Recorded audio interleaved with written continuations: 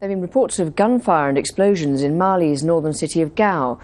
Witnesses say Malian soldiers have been fighting with rebels near a police station. French-led forces recaptured Gao late last month, but have since been on alert. On Saturday, troops opened fire on a suicide bomber who blew himself up at a security checkpoint on the city's outskirts. No one was injured. But a day earlier, a Malian soldier was wounded when another suicide bomber targeted the same checkpoint. Jane Ferguson has this update from Mali's capital, Bamako. Saturday's suicide attack in Gao, now that's the biggest city in northern Mali, is really significant because it is the second such suicide attack since Friday. On Friday morning, we saw the first suicide attack since this conflict began and since the French arrived here a month ago.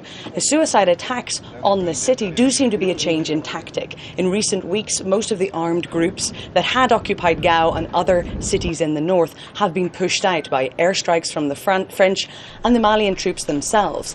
But what people here worry is that this is a change in tactics, that these sorts of guerrilla tactics of suicide bombings and also laying IEDs on the road could be increased in the coming weeks and months. And the Malians themselves are going to be worried about how they'll have to deal with that. They're not used to dealing with guerrilla tactics like this.